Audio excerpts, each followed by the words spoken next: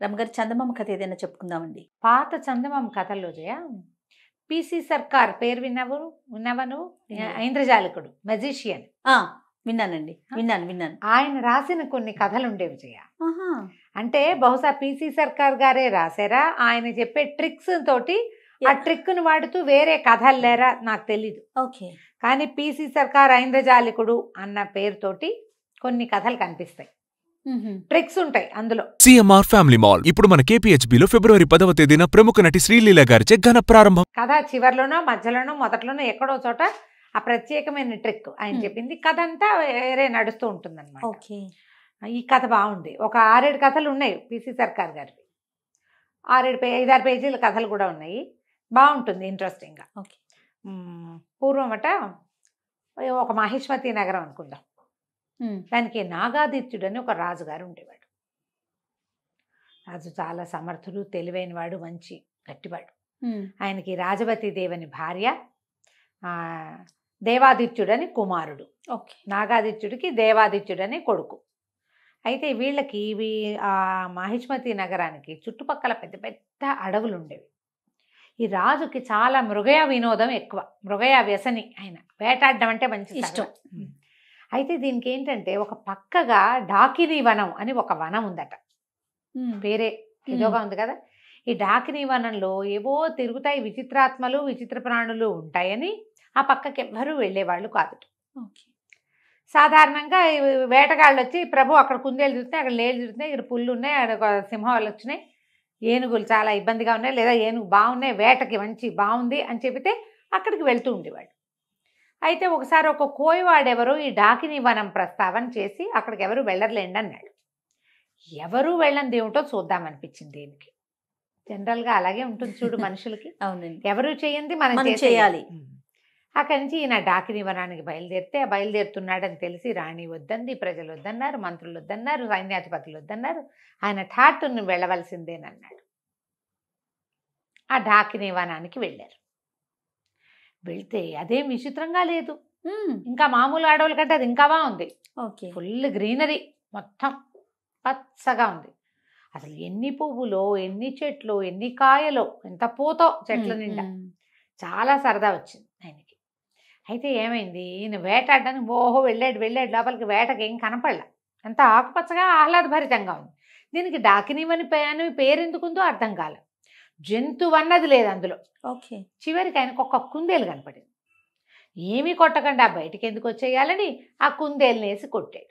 ఆ కుందేలు దగ్గరికి వెళ్ళేది వీళ్ళు సైనికులు, వేటగాళ్ళు అంతా ఆగిపోయారు, ఏమీ లేదని. రాజు ఊరికే తిరిగి చూస్తాడని ఆయన వదిలిపెట్టారు. ఆయన ఒక్కడే ముందుకెళ్ళి కుందేలు కనపడేసరికల్లా బాణం వేసి కొట్టాడు.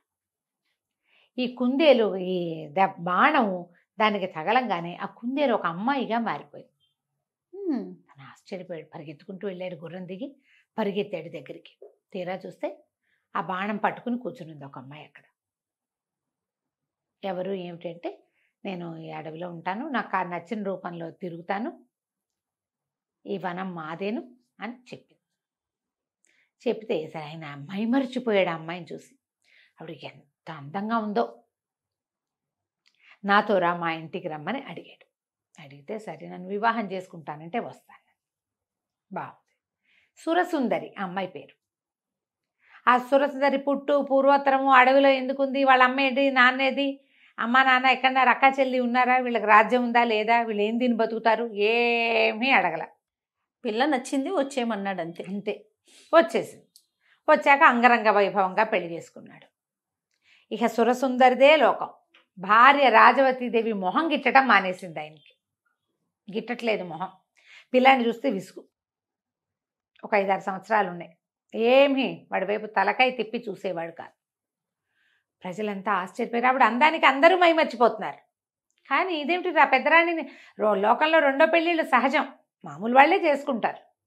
రాజుగారు 2వ పెళ్లి చేసుకోవడం విచిత్రమేం కాదు. కానీ భార్యని సరిగ్గా చూసుకోకపోవడం ఉంది చూడు, అది వింతగా ఉంది. ఆయన చీదరించుకునేవాడు ఆవిడ్ని. కొన్నాళ్ళకి సురసుందరికి కూడా ఓ కొడుకు పుట్టాడు. కొడుకు పుట్టిన తర్వాత వీళ్ళంతా ఏం చెప్పుకున్నారు, ఇంకేముంది, సురసుందరి కొడుకే రాజ్యం వస్తుందంటే పెద్దరాణి గారి కొడుకు ఎందుకు ఊరుకుంటాడు, 7 ఏళ్ళ వాడు. ఈ చిన్నపిల్లాడికి 20 ఏళ్ళు వచ్చేసరికి వాడికి పెద్దవాడికి 27 వస్తాయి, వాడు ఒప్పుకుంటాడా? ప్రజల్నిలో తిరుగుబాటుతాడు. అక్కడి నుంచి ఆ సురసుందరికి పుట్టేసింది, ఎలాగైనా సరే ఈ కుర్రాన్ని మా తల్లిని ఊళ్ళో ఉండనివ్వకూడదు, వాళ్ళు ఉంటే నాకు ఉండబుద్ధి కావట్లేదు, వాడిని చూస్తే నాకు భయం వేస్తోంది అని ఈ భర్తని బాగా ఎక్కేసేసరికి ఈయన ఆలోచించి ఒకరోజు దేశ బహిష్కారం విధించేశాడు. ఏ సందర్భం వచ్చినా అన్న తమ్ముడు కలిసినప్పుడల్లా ఈ తమ్ముడు ఏదో కొట్ట పని చేయటం, ఆ అన్న ఓ చేయి విదిలించడం. పిల్లలు అట్లా చేస్తారు కదా. వాడు ఎంతసేపు విసిగిస్తున్నాడు అనుకో, 4 ఏళ్ల వాడు 10 ఏళ్ల వాడిని విసిగిస్తే 10 ఏళ్ల వాడు ఎందుకు ఊరుకుంటాడు? ఓ చెంపకాయ కొట్టడు, విసుకుంటాడు, విసిరేస్తాడు, వద్దంటాడు. దాంతో వాడు పోయి తండ్రికి చెప్తాడు, తల్లికి చెప్తాడు. వెంటనే ఈవిడే నా కొడుకుని బతకనిచ్చేలాగా లేడు, వీడు పెద్ద అయ్యే లోపల చంపేస్తాడు, ఈ రాజ్యం కోసం వీడు పోటీ అని వాడు భావిస్తున్నాడని పిల్లల్లో లేని ఉద్దేశాలు ఆవిడ బాగా ఎక్కేసేసి. సరే అక్కడి నుంచి ఒక వయసు పెరిగింది. పెద్ద అబ్బాయికి ఒక 20 ఏళ్ళు వచ్చినాయి, 20 ఏళ్ళు పైన వచ్చినాయి. వచ్చి రాగానే ఈవిడ ఇంకా నేను వీళ్ళు ఇక్కడ ఉంటే నేను ఉండను, మా ఇంటికి వెళ్ళిపోతాను అని మొదలుపెట్టేసరికి సరే రాజ్య బహిష్కారం విధించేశాడు రాజు. తల్లిని తీసుకుని వెళ్ళిపోమన్నాడు. మంత్రి సేనాధిపతి ఎవరికీ ఇష్టం లేదు. సరే వాళ్ళు ఏం ఆలోచించుకున్నారు, రాజబహిష్కారం అంటే రాజ్యం చివరిదాకా రథం మీద తీసుకెళ్ళి రాజ్యం వెలుపల వదిలిపెట్టాలి, నేను తీసుకెళ్తానని సైన్యాధిపతి రథం ఎక్కించుకుని రాత్రి వేళ చల్లగా తన ఇంట్లో ప్రవేశపెట్టి ఇంట్లోపల బంకర్లో దాచిపెట్టాడు రాణిని, రాకుమారుని. ఇక్కడే ఉంచుకున్నారు, ఎక్కడికి వెళ్ళొద్దు, చూద్దాం ముందు ముందు ఏం జరుగుతుందని. ఈ మంత్రి గారికి ఎలాగైనా ఈ సురసుందరిని అడ్డం తొలగించేసేయాలని ఉంది. ఈవిడ వల్లే ప్రాబ్లమ్స్. ఆయన ఎంతసేపు ఆవిడ చుట్టూతానే తిరుగుతాడు. ఆవిడ ఏం చెప్తే అదే, ఆవిడ ప్లానే తప్పిస్తే ఈవేళ ప్లానింగ్ లేదు, పడలేదు. ఎందుకు మంత్రి సైన్యాధిపతి అదే కదా. అయితే ఏం చేశాడు ఈయన, రహస్యంగా విషం పెట్టించాడు రాణిగారికి. ఆవిడ శుభ్రంగా విషం కలిపిన ఆహారం టకటకా తినేసింది, హాయిగా విహారం చేసి వెళ్ళి పడుకుంది. పొద్దున్న లేచి మళ్ళీ తయారైంది. అంటే విషం ఇమిడిపోతోంది. 2-3 సార్లు ట్రై చేశారు. 2-3 సార్లు విషాహారం ఏమీ అవటం లేదు అమ్మాయికి. అంటే ఇది విషం తిన్నా బతికుండగలిగే లక్షణం ఏదో ఉంది. సరే ఏం చేయాలో తెలియలే, బాగా ఆలోచించారు. ముందు వెనక ఆడారు. అక్కడి నుంచి ఈ సైన్యాధిపతి అన్నాడు, పంపించేయటానికి లేదా చంపేయటానికి ఏం మార్గం దొరుకుతుందో చూద్దామని సైన్యాధిపతి ఏం చేశాడు, వీళ్ళకి ఇంతకుముందు కొన్ని ఏళ్ల క్రితం మంత్రిగా ఉన్న ఒక ఆయన తపస్సు చేసుకోవటానికి వెళ్ళిపోయాడు. ఆయనకి కొన్ని దైవశక్తులు ఉండేవని చెప్పుకునేవాడు. అయితే తండ్రి గారి కాలంలో ఆయన రాజపాలనకి సహాయం చేసేవాడు. ఆయన ఎక్కడో తపస్సు చేసుకుంటున్నాడు. సరే నేను ఆయన్ని వెతుక్కుని వస్తాను, రాకుమారుడు మా ఇంట్లో సేఫ్గా ఉంటాడు, మీకేం భయం లేదు, చూస్తూ ఉండండి ఈవిడ ఏం చేయొచ్చు. ఈవిడ ఇలా చిన్న కొడుకు పట్టాభిషేకానికి ప్రయత్నం చేయించడం మొదలుపెట్టింది. ఈ మన సైన్యాధిపతి ఆ గురువు గారిని వెతుక్కుంటూ ఇక వెళ్ళాడు ఎక్కడికో. ఊరి పొలిమేరలు కూడా దాటిపోయి నగరం పొలిమేరలు దాటి బోల్డని కొండలు, అడవులు అవి ఉండే కదా, అడవులు కూడా దాటాక కొన్ని కొండలు ఉన్నాయి. ఆ గుహల్లో ఎక్కడైనా ఆయన ఉండొచ్చు అని చెప్పేసి అక్కడికి వెళ్ళేసరికి ఇతనికి ఆయన దొరికారు, ఋషి. ఆయన ఎన్నేళ్ల నుంచో దాదాపుగా 30-40 సంవత్సరాల నుంచి ఆ కొండ గుహలో ఉండి తపస్సు చేసుకుంటున్నారు. ఈ సైన్యాధిపతి చిన్న పిల్లాడప్పుడు ఆయన వెళ్ళిపోయాడు. కనిపించేసరికల్లా నేను వెళ్ళి ఆయన పాదాలు పట్టుకుని, స్వామి మీరు సహాయం చేయాలి, మహిష్మతి నగరం మట్టిలో కలిసిపోయేలాగా ఉంది. ఎవరో ఒక స్త్రీని రాజు ఢాకినీ వనం నుంచి తెచ్చాడు. అప్పటి నుంచి కష్టాలు మొదలైనాయి. రాణిగారి మొహం చూడలేదు, మరి రాకుమారుడి మొహము చూడటం లేదు. దేశ బహిష్కారం విధించేశాడు. వాళ్ళని నేను దాచిపెట్టాను. రాణికి విషం పెట్టినా ఆవిడ చావడం లేదు. ఏం జరుగుతుందో మాకు అర్థం కావట్లేదు, నగరం విధ్వంసం అయిపోయేలాగా ఉంది. సరే అక్కడి నుంచి ఏం చేశారు, ఈయన బాగా జ్ఞాన దృష్టితోటి ఆలోచించి ఏం చెప్పాడంటే, ఆమె నిజంగా ఢాకినే రాజుని వశం చేసుకుంది మంత్రశక్తితోటి. ఆయనకి భార్య కొడుకు అక్కర్లా, మీరు ఎవరేం చెప్పినా విండు, ఆవిడేం చెప్పినా వింటాడు. అదే జరుగుతోంది. ఈ అమ్మాయి ఏ డాకిని వనంలో అయితే ఈ అమ్మాయి ఇచ్చిందో ఆ డాకిని వనంలో ఒక పెద్ద చెట్టు ఉంది. 12 ఊడలున్న మర్రి చెట్టు. చాలా చెట్లు ఉన్నాయి అక్కడ. 12 ఊడలున్న మర్రి చెట్టు వెళ్ళాలి. ఆ మర్రి చెట్టు తొర్రలో ఒక వెండి దబ్బన ఉంటుంది. ఆ దబ్బనమే ఆ అమ్మాయిని చంపగలిగే శక్తి ఉన్నది. డాకిని చంపగలిగేదాన్ని వాళ్ళ ఆ వనంలో దాచిపెట్టి డాకిన్లందరూ దాన్ని కాపలా కాసుకుంటున్నారు. ఇన్నేళ్ల నుంచి ఎవ్వరూ ఆ వనంలో ప్రవేశించాల. రాజు అందులోకి వెళ్ళాడు, ఆమెకు వశమైపోయాడు. ఆ దబ్బనం తెచ్చి కాలు మీద పాదం మీద పొడిస్తే చస్తుంది. ఉమ్. అది ఎట్లా చేయాలి? ఎవరు చేయాలి? ఎవరు చేయాలి? అక్కడి నుంచి ఇతను అన్నాడు, సరే ప్రయత్నం చేస్తా అని చెప్పి అక్కడి నుంచి బయటకు వచ్చాడు. వచ్చి ఇప్పుడు డాకిని వనం వెళ్ళాలంటే మొత్తం ఈ నడిచిందంతా మళ్ళీ వెనక్కి వెళ్ళాలా? అందులోకి వెళ్తే అక్కడ ఏం ప్రాబ్లమ్స్ వస్తాయో తెలియదు. సరే వెనక్కి వచ్చి మంత్రి గారికి ఈ విషయం చెప్పి సైన్యాధిపతే స్వయంగా డాకిని వనానికి వెళ్ళాడు. ఉమ్. పగటిపూట వెళ్ళాడు. అది అమావాస్య కాకూడదు, మంగళవారం కాకూడదు, ఇట్లా మంచి లెక్కలు. రోజులు చూసుకుని అవన్నీ కొత్త కొత్త సమస్యలు వస్తాయి. మంగళవారం కాకుండా అమావాస్య కాకుండా చూసుకుని వెళ్ళాడు. వెళ్ళి ఆ బోలెడన్ని మర్రి చెట్లు వెతికి చివరికి ఆ 12 ఊడలున్న మర్రి చెట్టు త్వరలో చేయి పెడితే ఇంత పొడుగు దప్పన దొరికింది, ఇంత వెండిది. అది పట్టుకొచ్చాక సరే ఇంటికి వచ్చేసాడు. ఈ లోపల ఏమైంది, ఈవిడ తనకు విషం పెడుతున్నారు అది తెలుసుకుంది. ఆవిడ తెలుసుకుంది. అక్కడి నుంచి రాకుమారుడు బయటికి వెళ్ళలేదని, ఊళ్ళోనే ఎక్కడో దాక్కున్నాడని వాసన పసిగట్టేసింది. అన్ని ఇళ్ళు సోదా చేయించి సైన్యాధిపతి ఇంట్లో నుంచి బయటికి తీసుకొచ్చేశారు. ఉమ్. సైన్యాధిపతి ఇంటికి వచ్చేసరి కల్లా రాకుమారుడు పట్టుపడిపోయాడు. దాంతో ఆవిడేమంది, వీడికి ఊరేయాలి, ఊరి శిక్ష, కుర్రాడికి ఊరి శిక్ష వేస్తే కానీ కుదరదు. దేశ బహిష్కారం ఏమిటి? దేశ బహిష్కార శిక్షని ఉల్లంఘించినందుకు శిక్ష ఊరి. బాగుంది.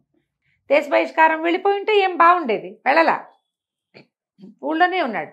రాజుగారు వేసిన శిక్షని ఉల్లంఘించాడు కదా, అవునులే. ఉల్లంఘించిన వాడికి శిక్ష ఏమిటి? ఊరి. సరే ఇంకేం చేస్తారు? సైన్యాధిపతి రావాలన్నారు. సైన్యాధిపతి వచ్చాడు. ఏం చేయాలో తెలియలా. మంత్రి కాళ్ళు చేతులు ఉనికిపోతున్నాయి ఆయనకి. ఇంకేముంది, ఇక అయిపోయింది. ఊరి శిక్ష వేస్తే పిల్లాడు ఇంకా దక్కేది లేదు. రాజు ఇలా పిచ్చిగానే ఉంటాడు. ఒకవేళ రేపొద్దున ఈవిని చంపేసినా ఉత్తరాధికారి ఏడి రాజ్యానికి? ఉమ్. అప్పుడేం చేస్తారు? సరే సైన్యాధిపతి ఆయనకి ఒక స్నేహితుడు ఉన్నాడు. ఈయన ఇంట్లో ఉంటే ఏడుస్తే రాజుగారు రాణిగారు బాధపడుతుందని ఆ స్నేహితుడి ఇంటికి పోయి అక్కడ చాలా దుఃఖించాడు. ఏం చేయాలి, ఇంత ప్రయత్నం చేశాం రాజకుమారుడిని రక్షించడానికి. చిన్నపిల్లాడు, 20 ఏళ్లవాడు. ఏదో యుద్ధ విద్యలు అవి కొద్దిగా నేర్చుకున్నాడు. తండ్రి నిరాదరణ వల్ల అతను తెలివైన వాడైనా పెద్దగా ఏమీ చేయలేకపోయాడు. అవును. మేము ట్రైనింగ్ తీర్చుకుంటే రాజుగారు అబ్బాయి రాజు అవుతాడు ఉమ్. అనేసరికల్లా ఆ స్నేహితుడు, అతను ఒక మెజిషియన్, ఏమనాలి దాన్ని, ఇంద్రజాలిక, మంచి ఐడియాలు ఉన్నాయి. అతను అన్నాడు, ఈ సమస్య చాలా సులువుగా పరిష్కారం అవుతుంది, నేను చెప్తాను ఒక ఐడియా అని చెప్పి అతను ఒక ఐడియా ఇచ్చాడు సైన్యాధిపతి. అది వినంగానే సైన్యాధిపతి కళ్ళు తుడుచుకున్నాడు. పరిగెత్తుకుంటూ మంత్రి గారింటికి వెళ్ళాడు. ఉరి శిక్ష వేస్తామని, రేపేనని రాణిగారు స్వయంగా వచ్చి పర్యవేక్షించచ్చని చెప్పు. నా దగ్గర ఒక మంచి ఐడియా ఉంది. నా స్నేహితుడు ఇచ్చిన ఐడియా ప్రకారం ఇది వర్కౌట్ చేస్తే ఆవిడ పీడ విరగడవుతుంది. నేను దబ్బనని తెచ్చా, దాన్ని ఏం చేయాలో ఆ రోజు చేద్దాం అనేసరికల్లా 3 రోజుల్లో ముహూర్తం పెట్టారు. యువరాజుకి ఊరి శిక్ష. కొంతమంది ప్రజలు వాళ్ళు వీళ్ళు చేరారు. సైన్యాధిపతి మంత్రి ఏమన్నారంటే, ఇట్లా పెద్ద శిక్షను ఉల్లంఘించిన వాడిని మన రాజు రాణి సమక్షంలో తీయాలి, మీరు అక్కడ నుంచుంటే ఉరిదీస్తాం మీ ముందు అంటే ఈవిడ సంతోషించింది. తనకి రాజ్యానికి అడ్డం తొలగిపోతుంది, ఈ రాజ్యం అంతా డాకిని హస్తగతం అయిపోతుంది, అదే కదా కావాలి. సరే ఏం చేసింది, వచ్చి ఎదురుగుండా నిలబడింది. ఈ కుర్రాన్ని ఒక గోడ వారగా నిలబెట్టారు, ఒక గోడ దగ్గర నిలబెట్టారు. సరే ఏం చేశారు, ఇట్లా పైనుంచి వేళ్లాడేది కాకుండా అట్నుంచి పోతాడు ఇట్నుంచి పోతాడు, 2 తాళ్ళు మెడకేశారు. ఓకే, 2 తాళ్ళు మెడకి వేయబడి ఉన్నాయి. అటొకడు ఇటొకడు పట్టుకుని లాగుతారు ఊరేయటానికి అనమాట. వెరైటీ శిక్ష. ఈవిడేం చేసింది, దీని దగ్గర నిలబడింది. సరే కనపడుతుంది రాజకుమారుడు 2 చేతులు వెనక్కి పెట్టుకుని ఉన్నాడు. చేతులు కట్టేసినట్టు కనపడుతుంది కానీ కట్టల, 2 చేతులు వెనకాల పెట్టుకుని నుంచున్నాడు. ఆ అబ్బాయికి అట్లా బోధించారు. సరే ఆవిడ ఇంకా దగ్గరకు వచ్చి ఆ చచ్చిపోయేటప్పుడు వాడి ముఖంలో ఉన్న ప్రేత కళ చూద్దాం అనుకుంది ఆవిడ. ఈ అటు ఇటు 2 సైనికులు నిలబడ్డారు కదా, ఈ మధ్యలో రాకుమారుని నుంచోబెట్టారు తాళ్ళేసి. ఇద్దరు చెరో పక్కన తాళ్ళు లాగారు. తాళ్ళు లాగేసరికల్లా ఈ 2 తాళ్ళు వాడి మెడకి బిగుసుకోకుండా 2 తాళ్ళు ఒకటికొకటి పట్టుకుని పక్కకి వెళ్ళిపోయినాయి. రాకుమారుడు ఒక్కసారి ముందుకు పడ్డట్టుగా పడ్డాడు. ఈ పడ్డం ఎట్లా పడ్డాడు, ఆవిడ నుంచునుంది కదా చిన్నరాణి ఎదురుగుండా, ఆమె ముందు సాష్టాంగ పడినట్టు పడ్డాడు. పడంగానే ఈ బొడ్లో నుంచి ఆ దెబ్బనని తీసి ఆమె పాదం మీద గుచ్చేసాడు. అబ్బా. ఆ తాళ్ళు వాళ్ళు వేసిన హుక్ ముడి అలా వేశారు. అట్లా వేశారు. ఆ మెజిషియన్ చెప్పిన ట్రిక్ అది. ఇప్పుడు ఇదేసాము ఇట్లా లూప్ లాగా వేసాము, ఈ లూప్లో నుంచి అటు ఇటు పట్టకలాగితే లూప్ కూడా వస్తుంది, అది ఎక్కడ బిగుసుకోదు. అతను చెప్పిన ట్రిక్ అది. ముందుకు పడి ఎప్పుడైతే ఇది పొడిచేశాడో ఈ రాణిగారు పెద్ద కేక పెట్టింది, పిచ్చెక్కినట్టు అరిచి చచ్చిపోయింది. పడిపోయింది కానీ అస్థిపంజరంలో అయిపోయిందట. పడటం. ఎప్పుడైతే ఈమె ఇక్కడ పడిపోయిందో అంతఃపురంలో ఉన్న ఆవిడ కుమారుడు కూడా మరణించాడు. ఢాకిని జాతి అంతమైపోతుంది ఆ దెబ్బనంతో. ఓహో.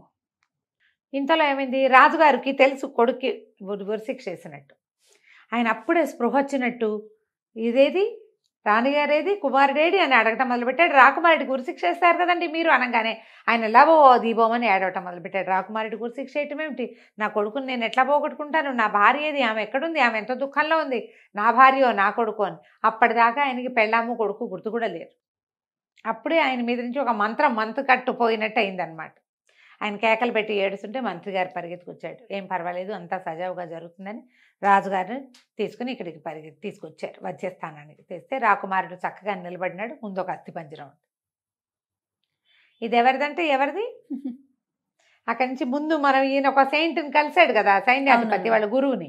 ఆయన ఏం చెప్పాడంటే ఎప్పుడైతే ఈ అమ్మాయి ఆవిడ మరణిస్తుందో వెంటనే ఆ అస్థిపంజరాలని భూస్థాపితం చేసేసేయండి, పైకి రానివ్వకండి. అంటే 50 అడుగుల లోతున ఒక నుయ్యిలాగా తవ్వి ఆమెది కుమారుడివి ఇద్దరివి అస్థిపంజరాలు అందులో వేసేసి బస్తాల కొద్దీ ఉప్పు పోసి దాన్ని మూసేసి దాని మీద ఒక మామిడి చెట్టుని పాతిపెట్టారు. ఇంకా ఎప్పటికీ వాళ్ళు అక్కడి నుంచి బయటికి రాకుండా అయిపోతారనమాట. అది పళ్ళు కాసేది కాస్త ఏమవుతుంది ఆ వివరాలన్నీ చెప్పలేదు కానీ ఇలా చేసేసారు. ఆ తర్వాత రాకుమారుడికి అన్ని విద్యలు నేర్పుకుని అతన్ని మళ్ళీ పట్టాభిషేకం రాజుని చేశారు. పట్టాభిషేకం చేసి రాజుని చేశారు. కథ కంచికి మనం ఇంటికి. బాగుంది రమ్మగారు. నమస్తే. నమస్తే.